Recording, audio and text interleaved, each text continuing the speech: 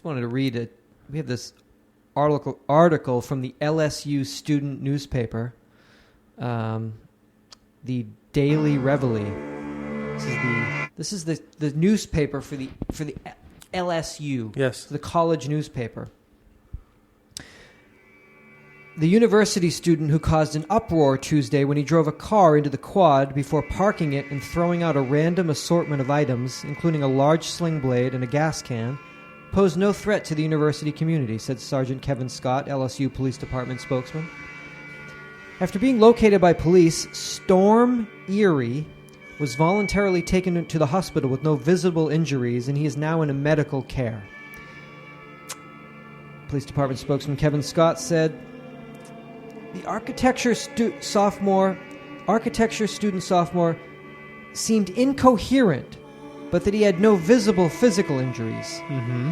Storm Erie's sister, Sky Erie, said he has a medical problem the family's been struggling with, but did not elaborate on the problem and chose not to comment any further. Okay, fair enough. There are currently no charges filed against Erie, but they are likely to follow after this ongoing investigation. Although the incident ended with no injuries, many witnesses criticized the response time of the LSU PD, claiming it took more than 10 minutes to reach the quad from the initial call saying, please come. That's alarming. Witnesses and police said university student Storm Erie drove a blue Mercedes along the sidewalk around the library.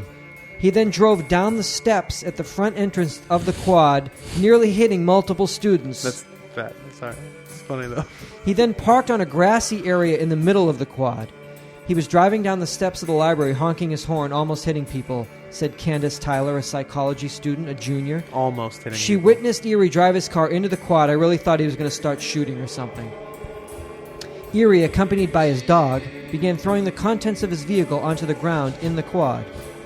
This contained a pair of dirty rubber boots, a half-empty bottle of wine, a large wooden sling blade. What is this?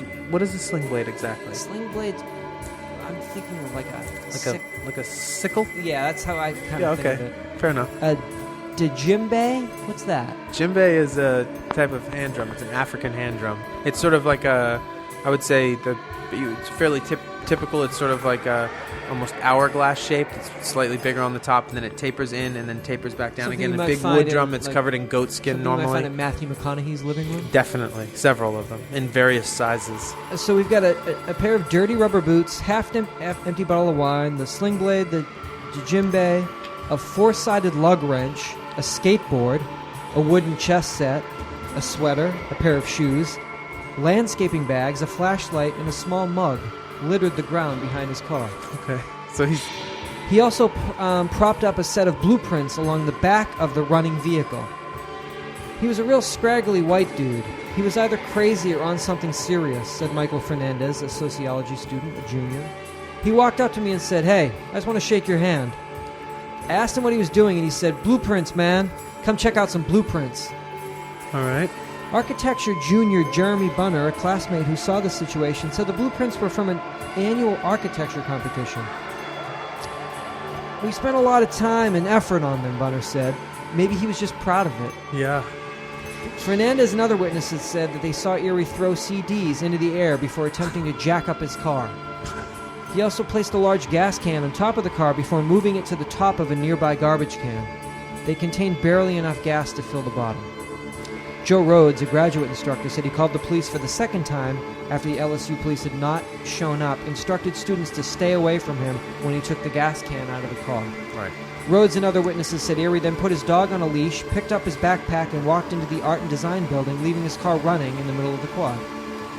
Rhodes followed Erie into the building, where he said Erie shook hands with an unidentified student who handed him a small electronic device and then left. Rhodes said he instructed everybody to leave the building immediately. I was thinking, this is how memorials get built. Scott later confirmed that Erie was carrying a radio amplifier, which matched Rhodes' description of the object. Most alarming thing in the entire article, if that phrase actually went through that man's mind.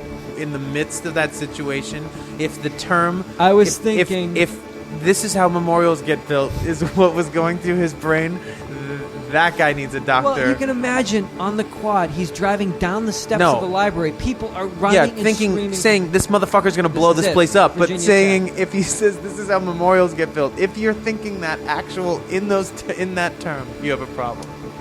Thomas Afranco, professor and associate dean of the architecture program, said he was alerted to the commotion in the main lobby of the building and found Erie and his dog wandering around. He was unaware of the earlier actions, and he recognized Erie from the college. Of course. I said, Storm, what's going on? You need to sit down? He looked distraught. Safranco and Erie followed him back to his office where they talked before police arrived. Wow. Safranco declined to explain what Erie said because it was, quote, private. Thank you very much. Rhodes called the police again with Erie's location. LSU PD arrived shortly after and searched him. He had no drugs in his possession. However, police accounts of how long it took for officers to reach the quad contradict several witness statements. From the first time I called the operator, I wasn't the first one to call. It took about 20 minutes before they found him. All right. He was in the quad for at least 10 minutes after that. Police didn't reach the quad before Eric went into the art and design building. So basically, I'm irate. They failed the students. No expediency. It's the most amateur response to an emergency situation one can fathom. Scott and Erie's family dog. Scott said Erie's family took custody of the dog. So he's now... They're just going to question him. All right. I wish him the best of luck. I wish the students of LSU continued success in their life and their love. I look forward to seeing the blueprints at some point.